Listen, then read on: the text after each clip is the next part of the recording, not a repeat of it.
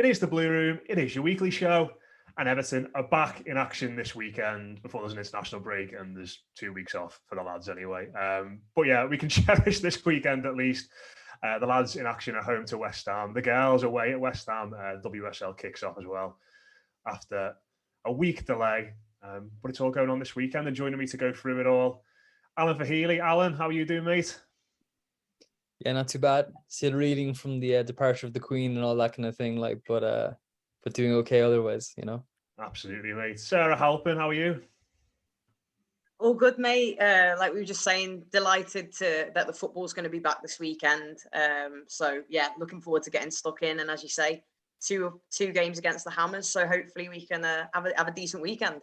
Yeah, and Mick Greenall as well. I imagine it was just a normal weekend for you, mate, because you watch all kinds of European footy and mad teams anyway, don't you? So it all just went ahead as planned. Yeah, I was just thinking about what can I say about missing the football or anything, and then I actually thought about what I did last weekend, and I still just watched football, so it made no difference. Fair enough. It was like that last weekend. It reminded me a little bit of that. Do you know when the Bundesliga came back after? Yeah, exactly. I was like, all right, yeah. everyone's got to watch this league because there's no other footy for a while, and I sort of found myself trying to watch a bit of everything. But yeah, it has been a weird few days. We'll get into that in a bit. Of course, we'll get into West Ham as well, and we'll speak about Everton's midfield, which I think is really interesting at the moment. I'm sure everybody here has seen the Alex Iwobi interview from his house. Bless him. What a great segment that was. We're speaking about him and Amadou Onana as well. But just be interesting to get everyone's thoughts first and foremost on what's happened over the last week or so. Obviously, it was a week ago today that it was confirmed that the Queen had died. The day after, it was confirmed that all football, be it Premier League matches between Man City and Tottenham or your local under-9s game, has been called off. Obviously, it's sort of moved on from it all a bit now, Alan. And I know you're out of the country, mate, and maybe haven't been immersed in it and found it. I don't know. Maybe I found it quite as weird as we all have, but it just felt like a bit of a missed opportunity, didn't it, for football in this country to sort of, regardless of what you think of the monarchy and the royal family, et cetera, to sort of come together and pay respects last weekend. Yeah, it's crazy. I mean, like you said, I'm Irish, so it doesn't really affect me in the same way. But I think it is a historical moment for sure. And I don't understand why they had to postpone all the games because of it. I just think while that's obviously important to the British nation, I get that. I get the importance, even if you're not a royalist. But I just think that, having all the pundits on TV wearing black ties, getting the coaches to wear black suits, taking away the Champions League logo from the center circle, not playing the Champions League anthem, it just seems a bit over the top for me. I think you could have done a really nice minute silence or minute's applause or whatever, some sort of remembrance at the game itself, and not had to, disrupt British football as we know it in the process of doing so. I just don't get it. It's kind of basically forcing people to mourn, forcing people into misery, taking away, maybe their only outlet of joy at the weekend. It just doesn't make sense to me, But yeah, I guess it was always going to be a difficult thing to kind of get a handle on, difficult thing to kind of, do properly. And there was always fears that people could, ruin minutes silences and stuff like that. I get that. I get the complexity of the decision, but it's been definitely a bit strange for me to watch it from the outside, from a foreigner's perspective, and to kind of see the hysteria it generates in some people, on both sides, because at the end of the day, it is a little lady who's died, so it's kind of weird to see some people rejoice in her death. At the same time, it's weird to see people queuing up from 5 a.m. this morning to kind of pay respects. So yeah, I find it kind of interesting, the whole thing as an outsider. It's kind of definitely a good insight into British psychology, British culture, but I'm very glad the Premier League is back because even though, like Mike, I enjoy watching other leagues too, but there's nothing quite like the Premier League. So I'm very much looking forward to watching Everton at the weekend. My optimism has been restored completely. I'm now foolishly optimistic, so I look forward to be disappointed on Sunday again. That always happens when we don't play, isn't it? It's like, we're going to come back and be amazing. It's absence with the hardcore founder, you know what I mean? It's like being away from your partner for ages, you kind of become more and more glorious by comparison.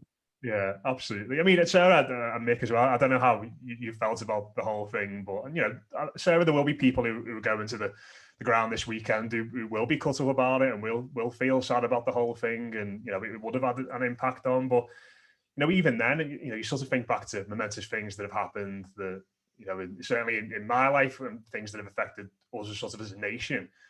you kind of want to be around people, don't you, and surround yourself with people, and certainly like-minded people who've got a similar cause to you as well. So I think that's sort of why it felt like a bit premature to me, certainly to postpone games, but absolutely to postpone every single game up and down the country. You know, I don't know what they expected kids to do, you know, sit at home, watch wall-to-wall coverage on BBC, just pundits saying the same thing over and over again. It just felt like a bit too much.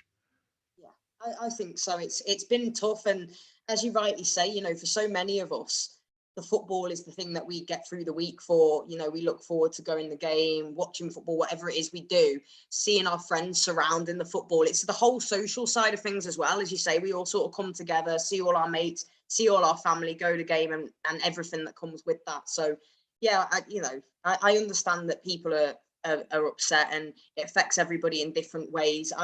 I've just kind of been getting on with stuff because, as you say, every television channel, everything you see is about it, and you know I don't want to be disrespectful or anything like that, of course, but I like Alan. You know, I'm just so happy that it's coming back, and you say I think rugby continued and various other sporting events and things like that. Well, everyday life's continued, hasn't it? You know, we've all got to work and stuff. Yeah.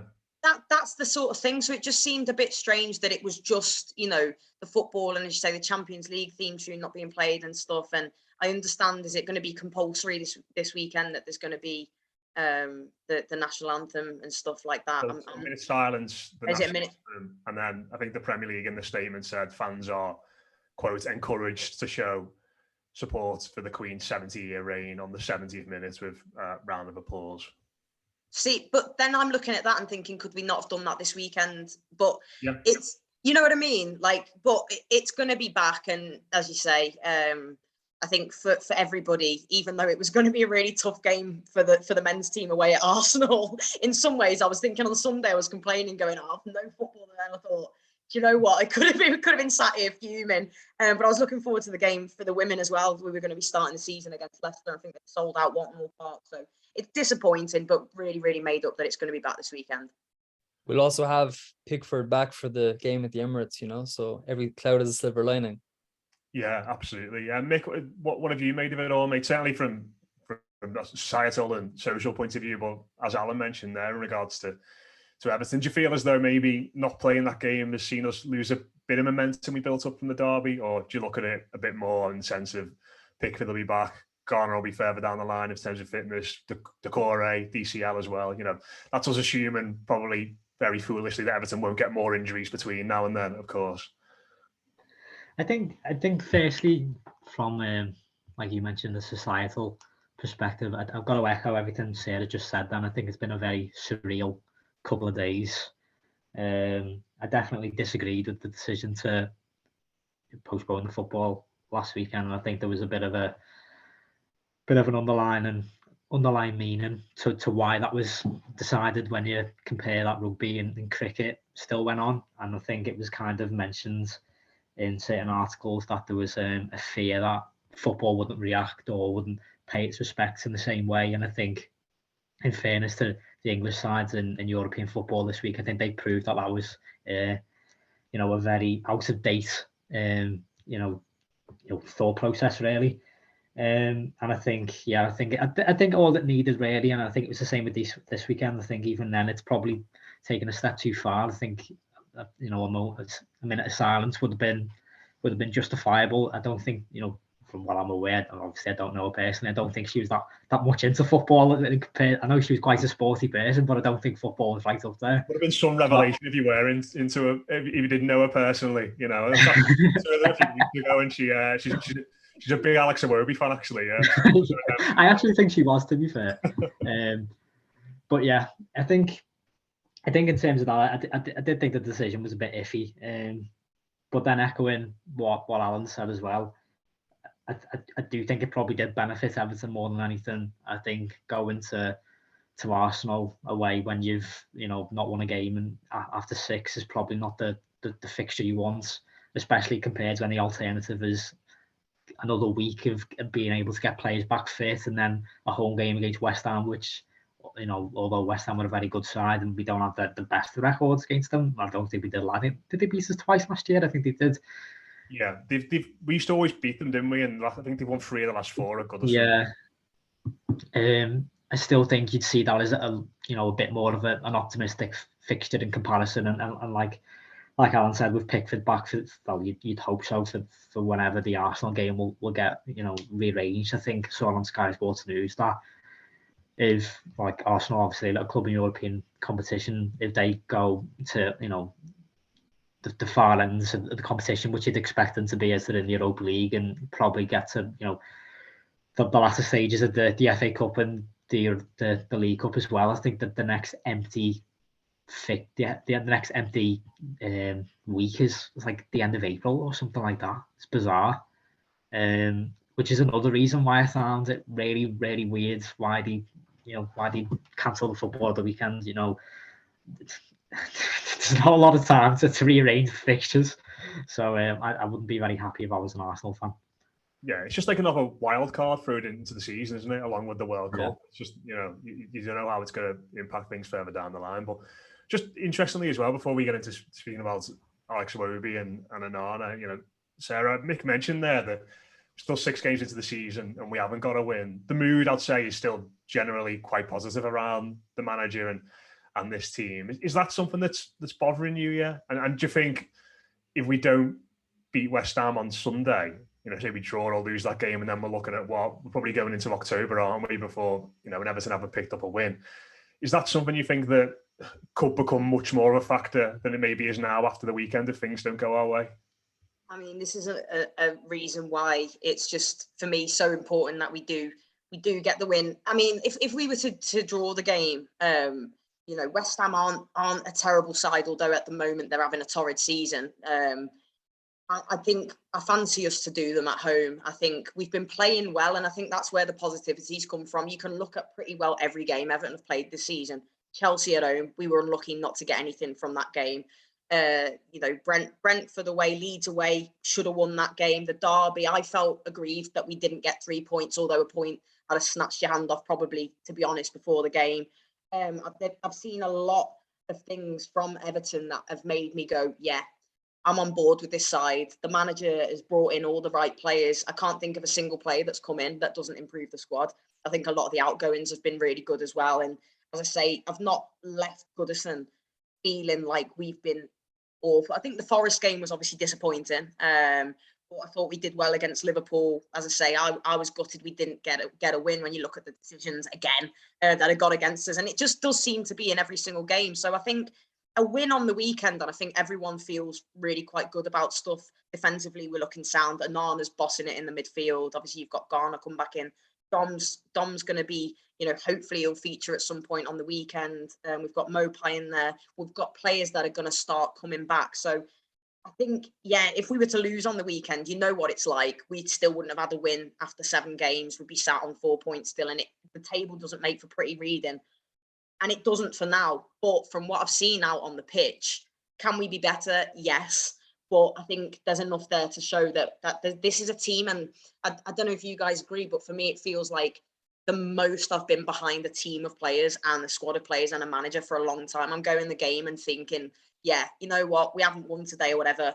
Disappointing, but we're going in the right direction. Not saying we're going to set the world alight this season, but I'm certainly not worried right now. I think we've got to give it a bit more time, get a few players back, let a few players acclimatise, and I think we'll be sound. But certainly everything feels a hell of a lot better after that win, doesn't it? So hopefully we can get it done on Sunday.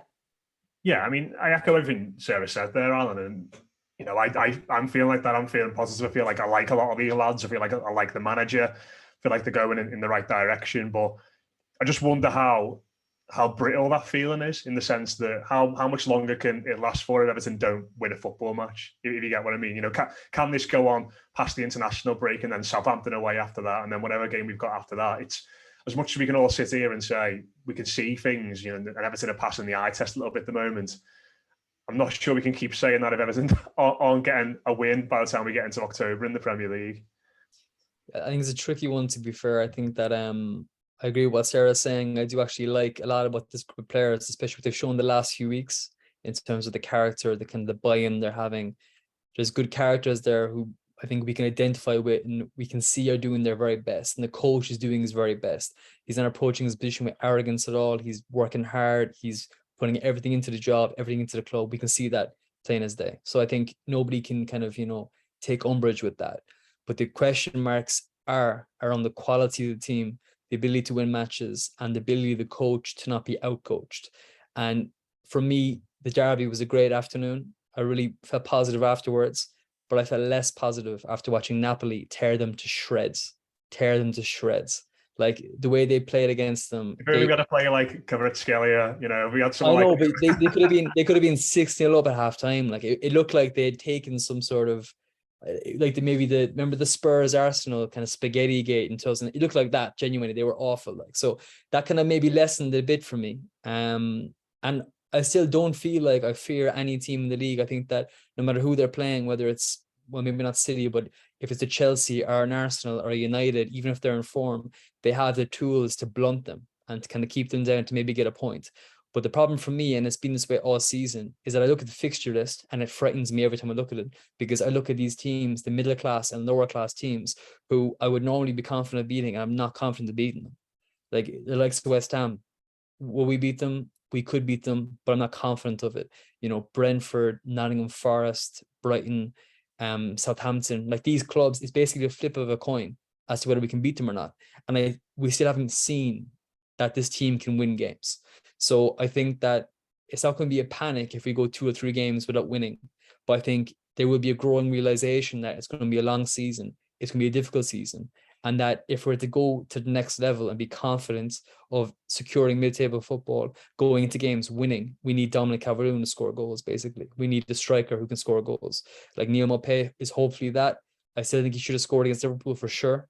But I think that, if we're going to have that confidence that having a striker brings, it's imperative for us to feel confident in any way. I feel optimistic, but not confident, if that makes sense, because I think having a striker who can score goals is a game changer for a team.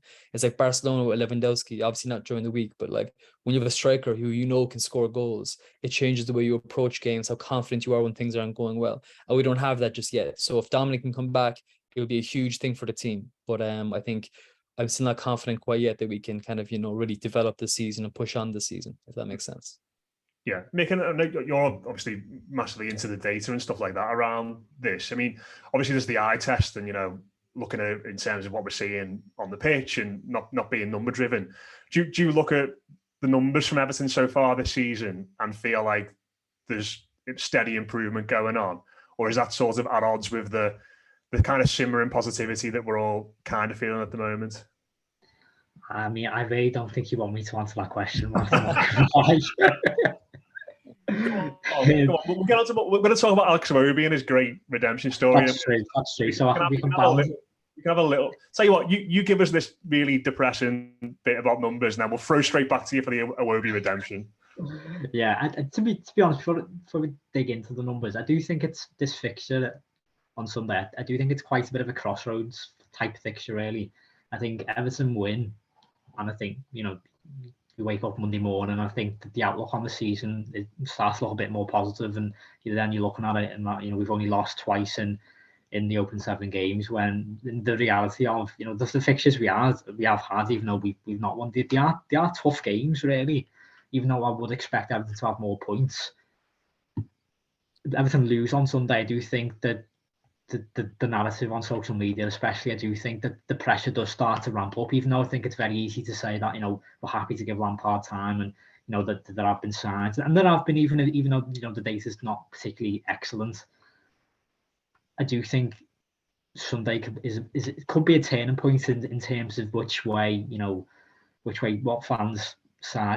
fans are on. And I think Everton do need the win. I do think Everton need a convincing performance for a full game. I think we've seen glimpses, and I think this is probably why the metrics don't match up as much in terms of what we think we've seen. In that, I think you look at the Leeds game as an example, and even the Brentford one as well. I think for the first 45 minutes in both games, I thought we were really good, and in the second half, I don't know whether it was a fitness issue in terms of fatigue or whether it was just the tendency, you're playing away from home, and you've got something to to latch on to in terms of being in the lead. Albeit, I think, I know we were winning a hard time against Leeds, weren't we? Yeah. And I thought we kind of just, we retreated a little bit too much, and we egged them on a little bit. In terms of the metrics, I won't provide detail because I don't want to bore you or the pressures. But Everton are performing like, I suppose, probably where most people expected us to be at the start of the season before a little bit of confidence was got with the signings. You're talking about, for most metrics, about 14th best, 15th, 16th best. And really, I think that the data shows what you probably expected from a Lampard side. That we look all right going forward. It's not brilliant, and it's it's still not a massive improvement on what we saw under Benitez, especially between September and December. But defensively, I do think there are frailties. I know we look a bit more stronger with Cody and Tarkowski, and I do think we're a bit more robust in preventing goals, but we are still giving away chances, and I do fear that, especially with no Pickford on Sunday, maybe for a little bit longer. I don't know. I thought the way that the injury was leaked was a little bit vague. I do fear that we could start to concede a little bit more, but hopefully with more playing Calvert-Lewin, we start to score a little bit more as well. Yeah, signing an emergency goalkeeper didn't really bode well for that, did it? In the week, but yeah, we'll hang fire on that one. But mate, as I said, mate, one of the main success story that we've seen over certainly the past year or so at Everton has been Alex Iwobi. Probably in a situation now where, despite having signed 3 central midfielders this summer, signed Alan Decore 2 summers ago, Alex Iwobi is our first choice central midfielder now. And I mentioned that feature the club did with him in the week because I just thought it was a real great insight into a lad that just seems completely at ease now, completely relaxed, being an Everton player.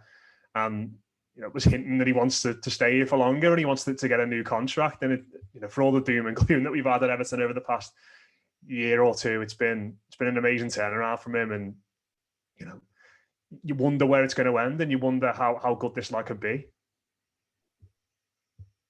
Mick, yeah. I was going to throw it back to you, mate, after that. Sorry, I thought you said Al's name at the start. Yeah, I do. I've not seen the video, to be fair. I saw that it was half an hour long, and I was like, all right, I'll watch that later. But yeah, I'm a big fan of him, and I've been since he first signed. I thought he was a good sign at the time, and it's obviously for whatever reason, for a number of reasons, it just didn't work out until recently. And I think, I'm quite critical of Lampard, but I do think one of the big advantages and one of his main strengths since he's been here is how he's got the best out of certain players, and Iwobi's definitely one of them. I think Holgate's another, Pickford as well, albeit I doubt he's firing shots at him as a goalkeeper coach. But I do think certain players that have maybe underperformed or have maybe fizzled out in terms of form have definitely looked stronger. I think you mentioned it before in terms of that you have started to like a lot of the players on a personal level as well. I think you can compare that to 12 months ago. I just about got that Brentford away end video out of my head when they came over, and it was just they were just absolutely battered by the away end, really. And I do think Iwobi was one of the main, one of the main victims of that. I don't think he did anything particularly wrong. I think people saw him as, an example as to what had gone wrong in the past in terms of Everton's transfer business and maybe buying players and then thinking, oh, what can we do with this player, rather than, the other way around. But this season in particular, metrics wise, since I'd like to look a little bit further back, because I think really since Lampard came in he's been fantastic, but it's a bit skewed in terms of we forgot really how much he played at wing back last year, which is quite funny because I think it was Burnley away under Ancelotti where I think we joked about it. I think maybe that could be his main position, and then he played there excellently at the end of last season. But this season I think he leads us in terms of the vast majority of key statistics, progressive passes into the final third. I think he's 4 for tackles and interceptions as well. I think it was Villa and Chelsea, the opening game, he was more or less a number 6. I think he's been fantastic, and I think really the best is yet to come this season in terms of albeit he's done really well in a central or a little bit of a deeper position. I do think you're still going to get the better out of him further forward, just behind a striker or just off the left. Or I do think he could be. I think already he's probably the prominent vote for player of the season. Which is that's mad, isn't it, Sarah? When you think about where he was, even 18 months ago. I think everyone really pretty much ripped the lad off, and it wasn't for lack of talent or anything like that. It just his head seemed scrambled. Who can forget when he put that picture of himself getting on a plane on his Instagram, and he got absolutely dog's abuse for it. And now if he put one up even day before the game this weekend, everybody would say, well, have a nice holiday, Alex, off you go, lads, you've deserved it. It's all fine. It's just flipped around so quickly, hasn't it? Yeah, I don't think I'm trying to think of other players at Everton that have turned it around in the same way to the magnitude that Alex Iwobi has, and I'm struggling, to be honest. I think it is, you couldn't go on social media, you couldn't go on Everton Twitter without just endless kind of abuse towards him, and Iwobi is shit written in snow and stuff like that. Like you said, when he was going on holiday and that, and everyone was dead fuming, and he wasn't doing it on the pitch for us, but I don't think it was ever an attitude thing, because you look at him and he's just the nicest person, hardest working, and to see him transcend that onto the football pitch it's just brilliant. And even the quotes that are coming out from him saying, I might not have the Scouse accent, but I'm one of them. I see myself as one of Everton and a part of Everton. And to us as fans, that's just absolute music to our ears. And we love an underdog story, like Mick's just said there. I think a lot of it was to do with, you looked at Iwobi as maybe a sign of what had been going on at the club in terms of, it said, a big transfer fee, gone in, brought him in, and it just went exactly not how we wanted it to go. So he was always going to be under extra pressure, I think, for the fee we paid for him and the expectation and stuff like that. But to see what he has done, the effort, the talent, what he did in the derby, even to Salah, just sitting players down, just making them look stupid. But as Mick said as well, defensively, he's always getting back, getting a tackle in, getting a block in, and I think there's much more to come from him as well. I'd love to see him start getting a goal or two. But you just love it. You can't help but like the guy as well. So to see him being great off the pitch, as well as first and foremost on it, it's a really nice thing that's come from Everton recently, and something I think that's give everybody a massive boost. And like Mick says as well, in terms of Frank Lampard, I think that's absolutely one of the main things that he's done. None of us would have foreseen that, I don't think, to even have got Iwobi to be a good player for us. But now, as you say, for me, you look at, obviously we're missing Pickford and Iwobi, like straight off the bat, their names on your team sheet without question. And who'd have thought we'd have been saying that, eh? But it's great. I love it. Yeah, it's mad. And, I put on Twitter, I think a couple of weeks ago, Alan, that I think he's Everton's best outfield player now by quite a comfortable distance. And, I had a few people replying back saying, that's sort of like being the tallest to walk, et cetera, et cetera. But, I think the level he's been playing at the start of the season, that shouldn't be any slight on him. He's probably been among the best central midfielders in the league. And that's not hyperbolic. I think his performances, as Sarah and Mick have both said, defensively, on the ball, work rate, he is right up there at the moment, isn't he?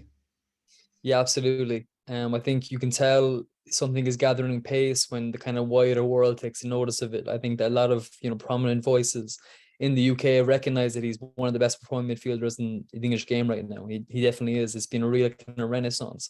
I mean, I never thought that he would succeed as an Evertonian, to be honest with you. I thought that after his first couple of years, he was never going to come back. Like Sarah said, that he was never going to be even a good player for us. But I did always wonder, why wasn't he played in central midfield? And I think that in this three-man midfield, the kind of all-African midfield of him, Amadou Onana and Idris Gueye, it's really well balanced, and I really like a lot about it. And I think that it could give him, as Mick said, even more freedom going forward in the final third. And I think that it could unlock his abilities even further. So yeah, really impressed by him. I also really like him as a character. I think Paddy Boylan did an interview with him in the 2019-20 season at some media event, and he kind of mentioned that he was a really sound character. And even though he was getting barracks of abuse for the months following, I remember Paddy would always stick up for him and kind of say, yeah, but he's not what you're painting him to be. Basically, he's this kind of apathetic guy who doesn't give a shit. Like he's not this flash Londoner. Do you know what I mean? He's a different character, and he's proving that now. He's kind of a quiet character. He's not maybe the typical Everton hero. I know that we like players who are a bit more kind of, you know, larger than life, shall we say, you know, kind of quite spiky character. He's not that, but I do think that he's doing really good service for the team right now. And I think that he is probably the biggest success story of Frank Lampard's management, because people love to throw mud at Frank for being a Tory or whatever, but I think you can't argue that he's a decent guy who's completely committed to the team, and he's bringing on individual players in a really good way. So yeah, I'm very happy with Iwobi. Really like what he's done in the last, you know, year, but especially the beginning of the season. And I really do think that with Onana and Gay in midfield with him especially, he could take his game to even more new heights. So yeah, very, very definitely the best success story of this season for sure. Yeah, I think he spoke himself, didn't he, in that interview about his goal against Newcastle, and how, you know, his celebration was contrasted to Anthony Gordon's. You know, Iwobi just sort of stands there doing his classic normal pose, and Gordon just legs past him screaming into the crowd. You know, that's the sort of contrast, isn't it, between the two that you mentioned there, and what you know, an Evertonian will do and what Alex Iwobi will do, and it's all fine. We love it all. That's just him, isn't it? Like, I mean, we all have different personalities, and I think that if he was to do that when he wasn't performing, then people are going to, you know, point the stick at him. That's the culture of our club in many ways. Like we pride ourselves on that kind of passion, that kind of emotion. So that can be negative in some ways, but I think if they know you as a character, they know you feel the club, they know you're giving your all for the club, they know you're performing, then they'll accept different characters. You know what I mean? It's just the way it is. Like, different people are different characters. So I think that once now we know the kind of person he is, the way he's playing, the way he's performing, we can accept that. But I think that when his commitment and his character was a bit more in question in the early years of his career, that kind of thing would have been, you know, a stick to beat him with, similar to the playing photo. But yeah, I think we've hopefully moved on to that stage of relationship now with him where it's all positive no matter what he's doing in that sense. You know, there's trust there, basically. Yeah, 100%. And, you know, alongside him, Sarah, in midfield for certainly the last few games has been a lad who, you know, he's not really had any issues endearing himself to the fans straight away. And Amadou Onana, I think he's already universally adored among the Everton fan base. Just loved at the end of the derby when he was just sort of conducting the fans, singing his song, and he just seemed to be having the best time. You know, he's the opposite. He's the opposite. He's a character that it's easy to love. You know what I mean? I think Evertonians immediately loved him. But like everyone in the stands was like, you know, I was absolutely exhausted, you know, trying to catch my breath after Salah had hit the post in the last minute. You know, I saw Jordan Pickford interviewed after the game as well. He was blowing hard despite only being in goal. And then Onana just seemed to look like he'd been out for a little stroll, having a great time and just loving every moment of it. But I mean, what have your initial impressions of him been so far? Because it just feels as though, you know, after that initial cameo against Villa where we saw how good he is and potentially how raw he is, it just feels as though starting games and getting used to the pace of games straight away has really suited him. He's got better and better in every game he's played. Oh, he has. And, you know, when I actually think of the age of him, it kind of astounds me, really. He's just turned 21, hasn't he, I think? And the way he composes himself off the pitch as well, and the way he speaks, you've seen him interviewed and stuff, he seems really intelligent, really switched on, really cool character. But on the pitch, as you said, his initial cameo against Villa, the first thing almost that he did was give away the ball, and we've conceded a goal, and you're kind of all going, oh, after all the hype of signing him, straight away after that, he takes us up the other end of the pitch, and it results in Luca Dean netting for us. And it's just gone from strength to strength. Then, as you said, he's starting games, he's controlling games, commanding games. Teams can't handle him because of his strength, because of his footballing intelligence. You know, obviously, he did well to recover from Van Dijk trying to break his ankle as well, and to play on as he did, because you could tell he was hurt after that, and I wasn't sure whether he was going to get hooked off or whatever, but he's just taken to it like a duck to water. Considering he's only played four games or so for Everton, he can start games. You expect to see him starting games. He's a real heartbeat to that side. And our midfield, for how many seasons have we been saying that midfield has just been poor and teams are just almost like just slicing through us like a knife through butter? Now we've got a bit of bite to us, and I think he's going to be really at the heart of that. And just as you say at the end, conducting the fans and giving it the old beating on the chest and loving the Gladys Street. And he spoke about how Frank Lampard had really presented the fans, particularly towards the tail end of the last season. The coach welcomes the flares, the atmosphere inside Goodison Park and all that.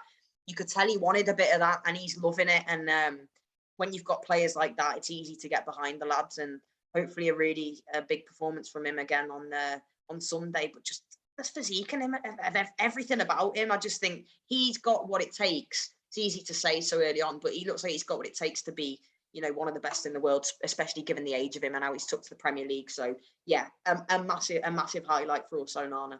Yeah, his presence is ludicrous. Like I remember when he came on against Forest, I was like, oh, I can't believe like how massive he is, and like how like long his legs were and his arm. The way he just sort of nipped in and took the ball. It was almost like comedically, but then you get used to it and you see the way he gets around the pitch. You see how athletic he is. You see the way in which he reads the game. It's such an asset. But I mean, Mick, what have you made of him so far, Mick? He's played in a few little different positions as well, hasn't he? I think when he came on against Villa and he's sort of given a bit more license to get forward, but certainly against Leeds and before Garner came on against Liverpool, he was the man sitting deepest in midfield and had to show a lot of discipline in there. And he seems like he can do a little bit of everything. And while we probably don't know his best position yet, that versatility, given how young he is pretty encouraging.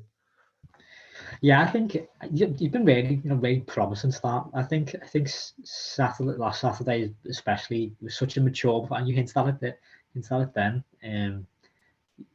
We had a really tough game a couple of days before against Leeds, and like the whole players absolutely ran the socks off. And I thought they were exhausted. You could see that, especially with the no changes at Ellen Road. I thought, the Derby early kickoff in a couple of days' time is like the worst possible game for this to be going into. I think after half an hour we could be flat out. For him to then step up again, play like you've mentioned, a very quite deep and defensive position in which I really don't think that's probably his game, especially not going forward at the moment anyway, now that we brought in Idrissa Gueye. It was really, really impressive. And I think now, like I mentioned then, with Gueye coming in, I do think he's gonna, I hope anyway, we'll get to see him take another couple of steps up a level. I do think his best football will probably be played in going into the final third as such, especially in terms of what his skill set is at the moment. And he literally only turned 21 less than a month ago. He's not played a massive amount of football, so like you mentioned as well, he is raw, and there is going to be games where you can evidently see that he's still learning, and he's still learning his own game, and he's still adapting to the Premier League. I think it was Forest when he came on, I think he was pickpocketed straight away, and I think he rugby tackled the player at one point. And I thought, it was Villa away. It was only the week before, and it was like, yeah, just get the ball and just give and go straight away. Get hold of the ball, and I think we saw like especially with Brentford and then Leeds. I think each performance has got better and better, and I think hopefully now with Gueye and obviously hopefully I do expect them to move further forward. I think we'll see an even better version of him, which can only be a good thing considering we've all been massively impressed by him so far. Yeah, it is a potentially tasty midfield three, that, Alan, isn't it? With Garner sitting and Iwobi and, Onana pushing forward. And then you've got, Tom Davis. We haven't even mentioned him. He's been playing well when he's been given chances. James Garner's come into the side. Decore's back. Alan feels like he's probably seventh choice in there now. We have got a lot of options in central midfield all of a sudden.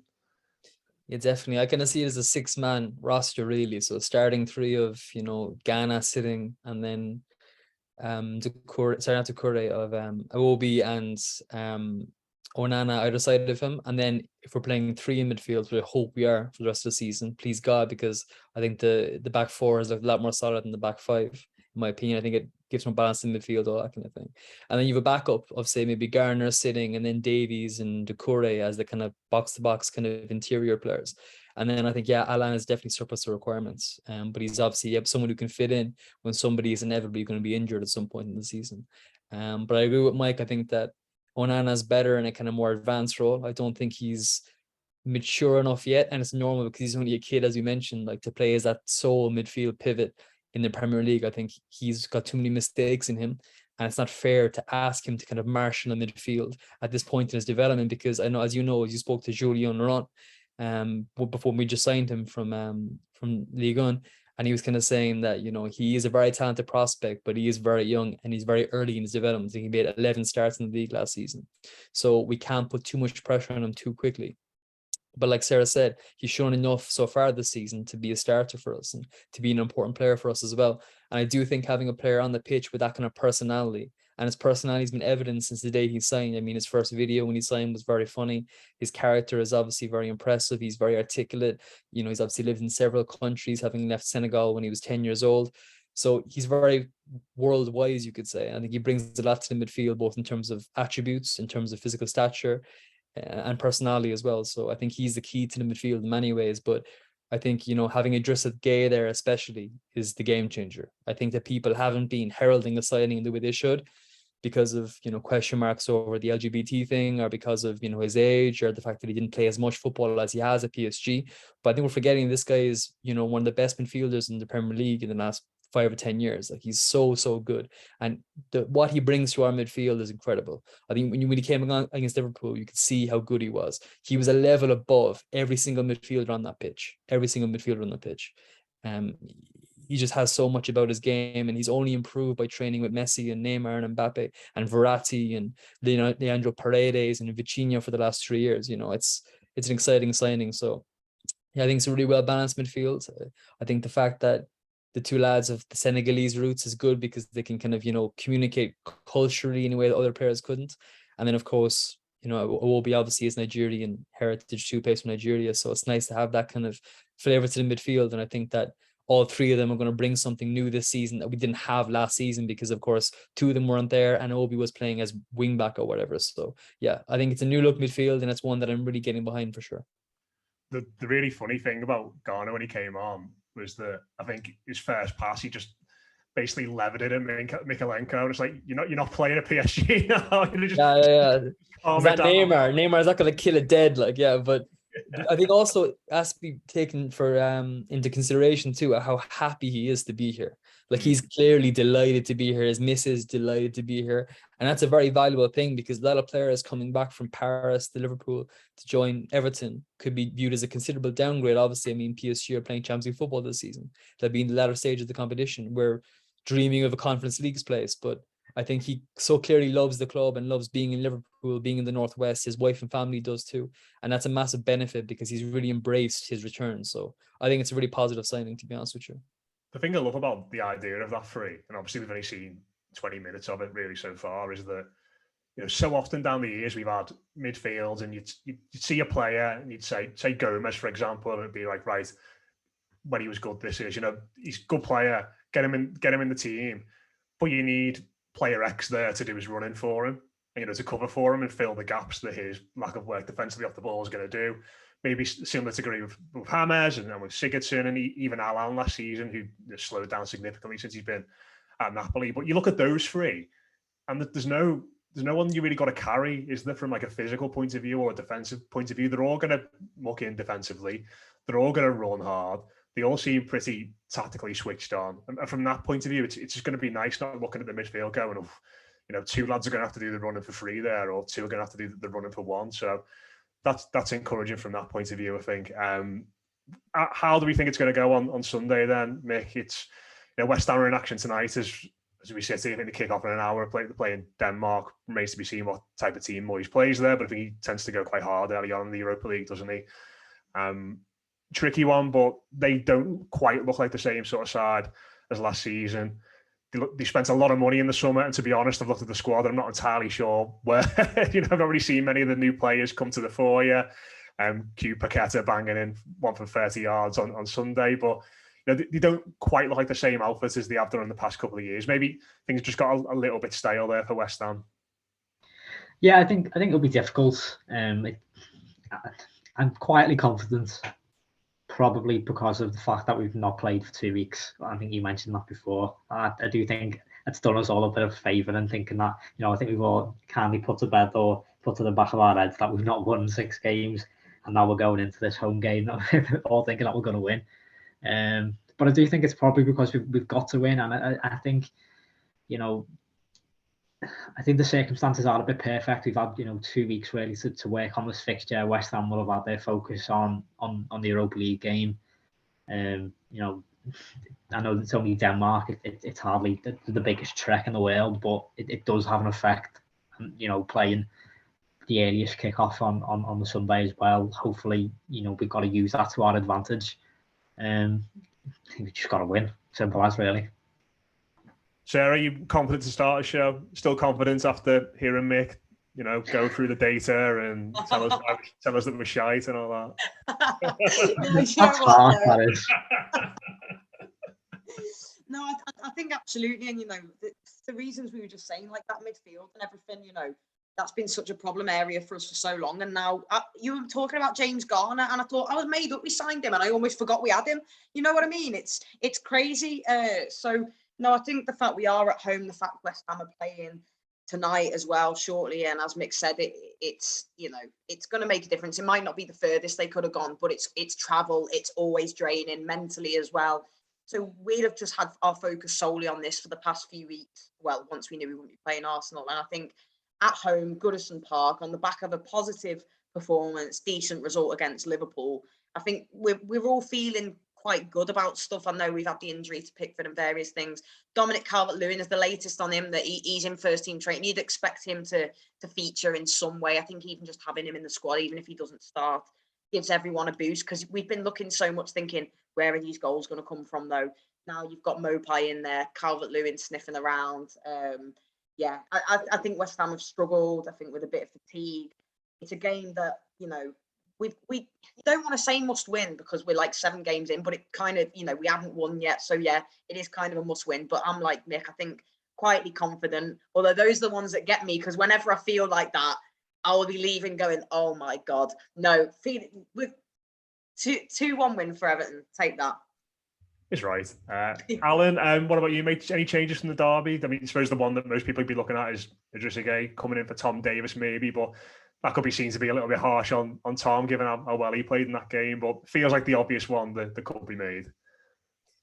Yeah, I think Tom is a good player. I think he's kind of divisive in Twitter because, you know, he's obviously a local lad, so there's always the accusations and the scrutiny levered against him because he's an Evertonian, because he's from the city, that, you know, he's given special dispensation because of the fact that he's a Scouser or whatever. But I think that, you know, he's a very good role player. He's a good squad player. He does his job very well.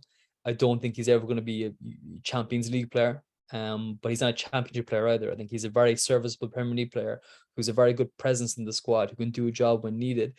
But I think that when you have Idrissa Gueye, who's a Champions League footballer, available to come in, you bring him in, basically. And I think that Frank was under such pressure that he's not going to be taking Tom's feelings into consideration. I think that Tom will accept that as well. You have to play the strongest team in the games important as Sunday. So I think Ghana will start for sure. I think, like, I'm not afraid of West Ham. I agree. I think they've had a poor start to the season. They look a bit disjointed. They made some questionable signings, although I think Lucas Paqueta is a really, really good player. I've watched him for a good few years now, and he's very highly rated in Brazil. He's going to be in and amongst the starting 11 in Qatar. Very impressive guy since the days of Flamengo. So I'm a bit worried about him for sure, because he's the kind of guy who can go between lines. And I think that in our kind of new midfield setup, where we don't have a defined pivot because Ghana's going to be coming in there and he's not played to any degree with Tarkowski and Cody as of yet, there could be a bit of miscommunication there. So that's the one worry I would have. But I think that, you know, a draw is the most likely result. It's not a sexy result. It's not an exciting result, but it's the most likely for me. I think that West Ham are a good opponent for us to face, but I'm still not fully convinced we have the firepower to go and win games just yet. So, because I don't think West Ham will go out of side. I think it would be quite a cagey affair from both sides, because both sides would be more afraid of defeat than they are looking forward to win, if that makes sense. So especially that's at Goodison. So yeah, I don't think we'll lose. I think we get a draw, and I can see us sneaking a 2-1 win. That's a good shout from Sarah, but I'm not confident about it for sure. So I'm not at the level where I go into a game expecting us to win and then being really pissed off for the rest of the day about it when we lose or draw. So I'm going to say a draw, but I feel like we could get a win for sure. Yeah, absolutely. Alan with the self-preservation tactic there. I like that. And just very finally, before I let you all go, North versus South All-Star game. Are we having that or not? Not for me.